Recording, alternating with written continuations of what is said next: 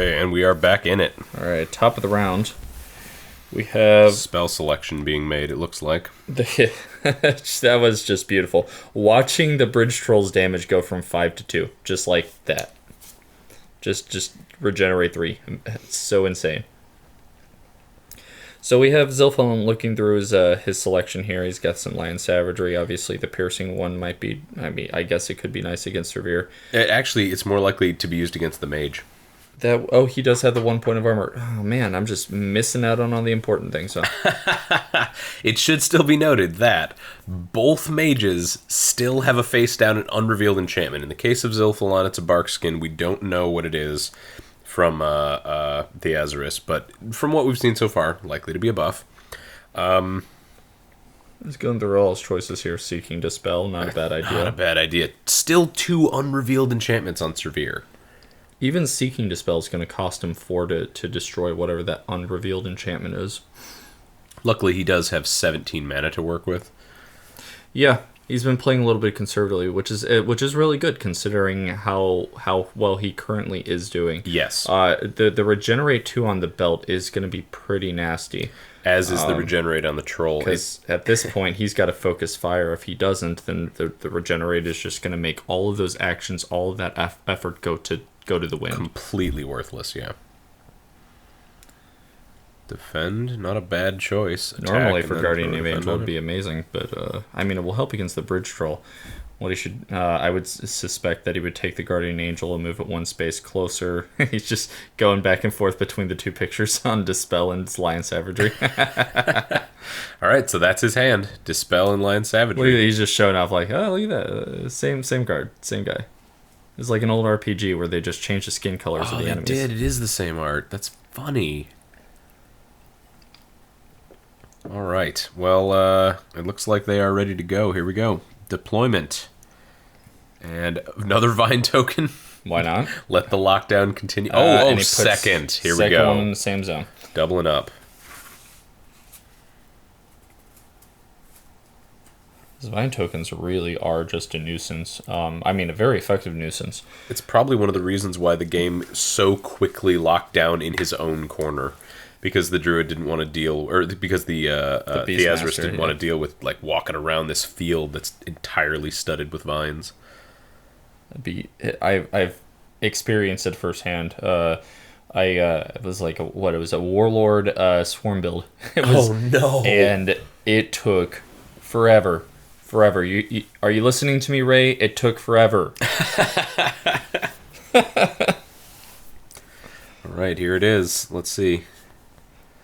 The Theasaris finally revealed his enchantment. It is Cobra Reflexes. He has a defense now. Okay.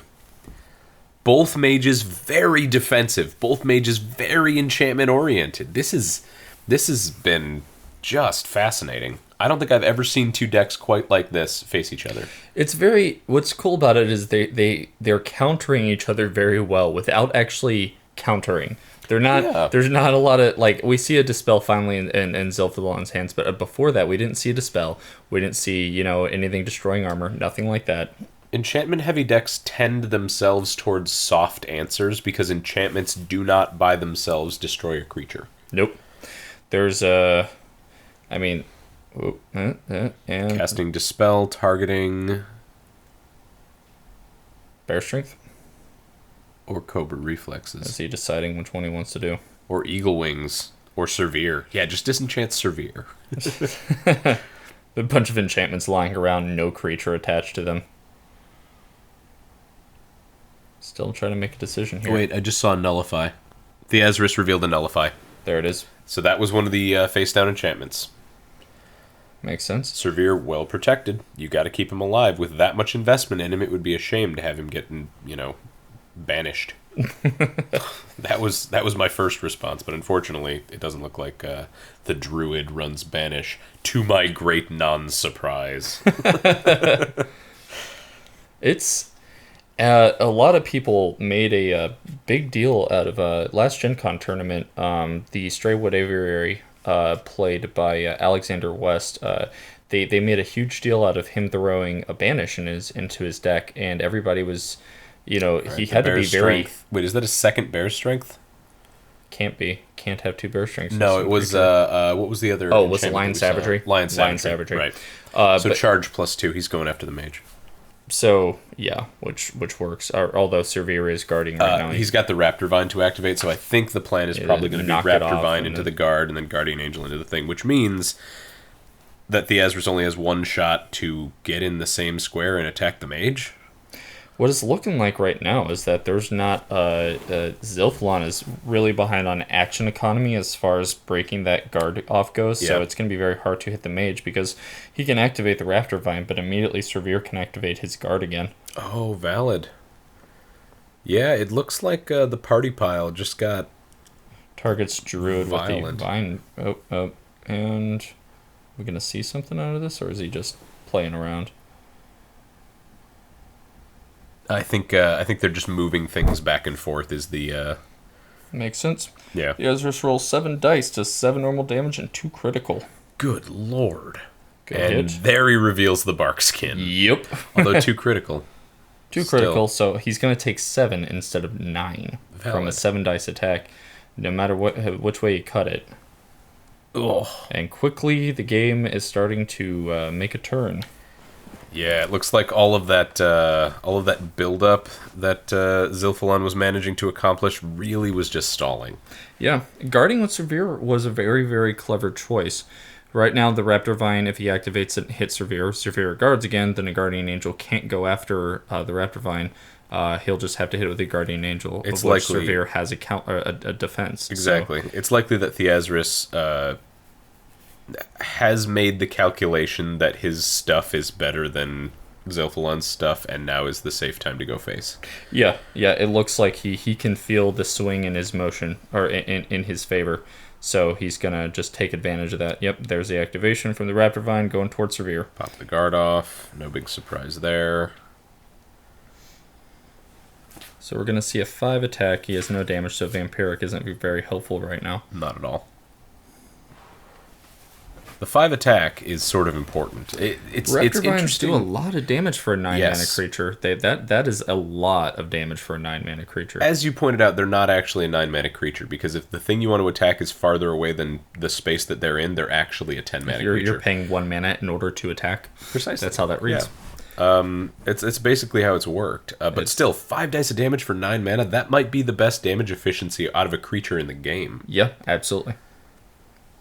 So he's committed. All right. That might be better damage efficiency than most spells. All right. So he did actually decide to avoid the Raptor Vine, and he rolled a 12. So that is definitely a dodge. Wow. All right. That's a really important dodge from the Guardian Angel last turn, and a very clutch dodge from Surveyor this turn. So man. All right. So he's gonna he's gonna activate Surveyor, and what's gonna do? Oh, he has to actually counterattack. Alright, he rolls 2 damage and 2 critical. To the Raptor Vine's 10? Raptor. So the Raptor Vine has taken 4 damage. It will regenerate 1 of that. Next turn, if it can live. If he activates Surveyor right now, he has the chance of killing the Raptor Vine. Pretty solid chance, too. Of course, if he does that, he leaves his mage open to the Guardian Angel, so there's some consideration to be made there. He shouldn't really be afraid of that. If he can manage to kill the Raptor Vine, then the Guardian Angel is totally pointless, because he's got nothing to continually pop the guard off Surveyor. It's absolutely true. At the same time, he could instead choose to guard, deal an equal amount of damage to both creatures, and then decide which one he wants to kill next turn. But if he barely misses with Surveyor... Oh. Looks like he's going for the mage. Fair enough. He has decided that it is time, and he's going for the throat. Let the tempo begin. Activates Hand of Bimshala, gives Surveyor the +1. Here we go. At this point, what is he swinging with 7 dice of damage? No. Yep. With Bear Strength, 7 dice of damage. My, oh my. Or am I mistaken? Oh, he doesn't have Bear Strength. My apologies. Rolls 5 attack dice, does 1 normal damage, and what is that? 3 critical. So the Bark Skin absorbs 1, and he takes 3 to face. Holy Toledo. Well, they're both even on, it looks like now 9 to 10 damage right now. So still a fairly evenly matched life game, but... They're ignoring, at this point, they're playing Kill the King. They're ignoring that this is actually a very common strategy. A lot of big creatures come on the field, they just try to out-damage each other. And so the Guardian Angel is going to come swinging in at the Beastmaster there for, let's see, 5. It moved, so 6, 7. 7 dice of 7 damage. dice of damage, So piercing again, 1. comparable amounts. Whew, good. It's going to be a good roll. The mage's defense goes off, I believe, or no? He activated already this With turn. the Raptor Vine. Yeah, so... Oh, no, he didn't. So, no, our apologies. He didn't use the avoid yet. I didn't and think so. he just rolled 12 on the effect die. So he is unaffected by that. That is a That's 2 dodges. Swing and a miss. 2 dodges on 2 creatures this turn. And then he's just going to punch the Druid right in the face. Might as well. Save some mana, summon another big guy maybe next turn. Yeah, seal the deal. Yep. All right. For 4 normal damage, 1 critical. This has been a crazy heavy damage game. It really has. 3 dice, 5 damage. Once again, above average, pretty good. My lord. Of course, the 2 armor, so 3 Yes. damage. Still, 3 damage against 2 armor for That's 3 dice of damage. Or very for 3 impressive. Dice. It's very good. Okay, let's see. I think we are coming to final quick cast, and it looks like, against all odds, it looks like he still has 2 spells in his hand. Didn't see the need to cast him, just banking a lot of mana.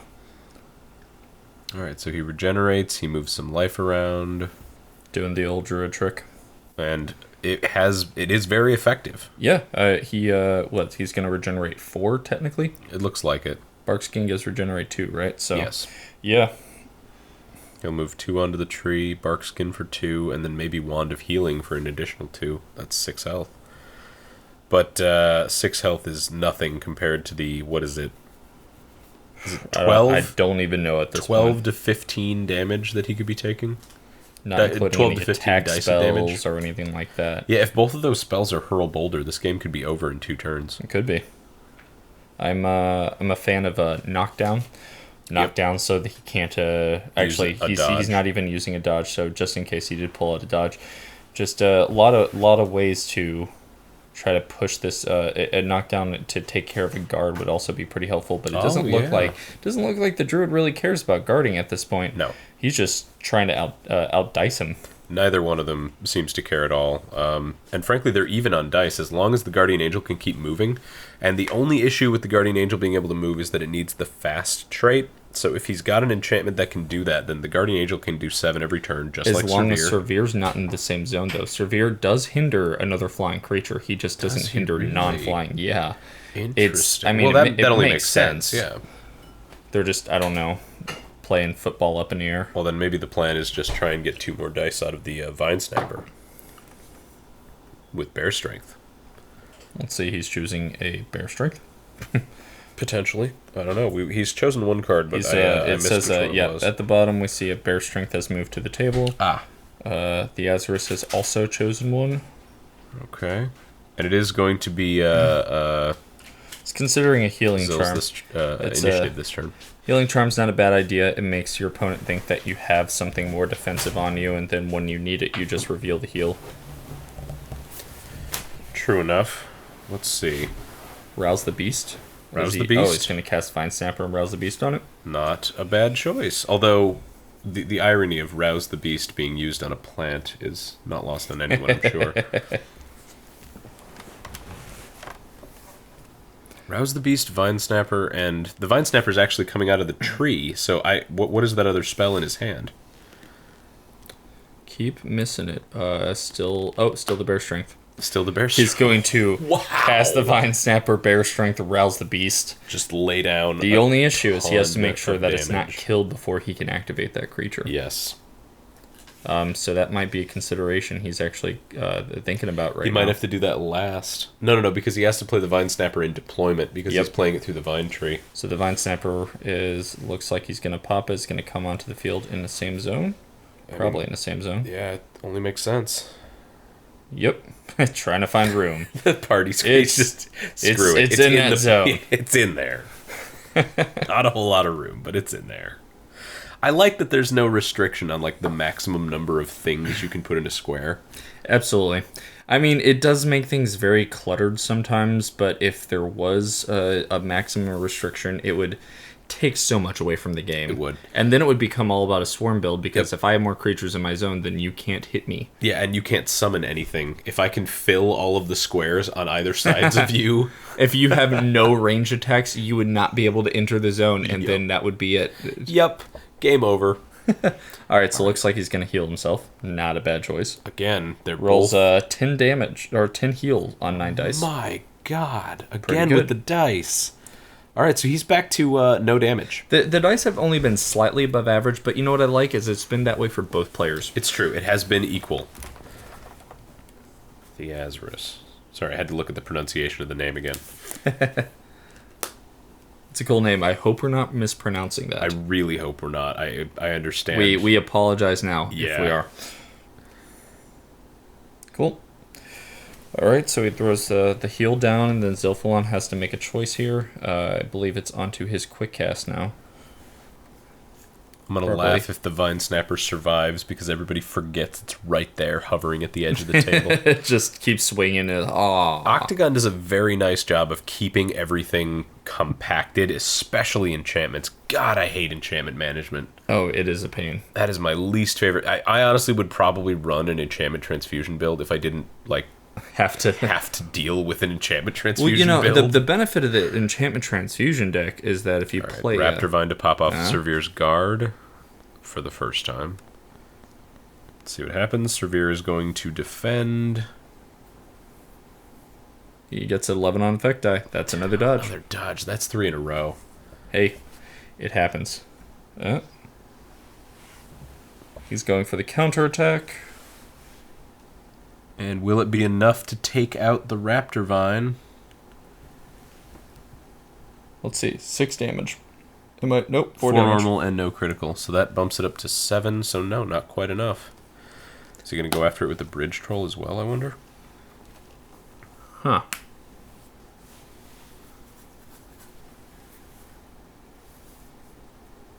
So... Oh, man. So, he's, the druid... Oh, so I'm sorry, I misread that. Yes, I thought the druid was punching the bridge troll. No, the bridge troll is attacking the druid. So we have the druid, or the bridge troll, taking advantage of the lack of guards and everything to just deal heavy blows straight to the druid. And it seems to be working, frankly.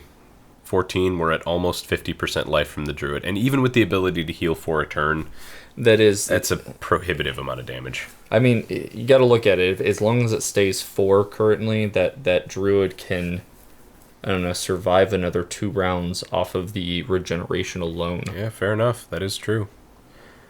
Well, both of these are face down and been cast on the druid, I believe. No, that goes up there. My mistake. I apologize. Well, we'll find out what happens in the next round on the next episode. So we'll see you guys then. See you then.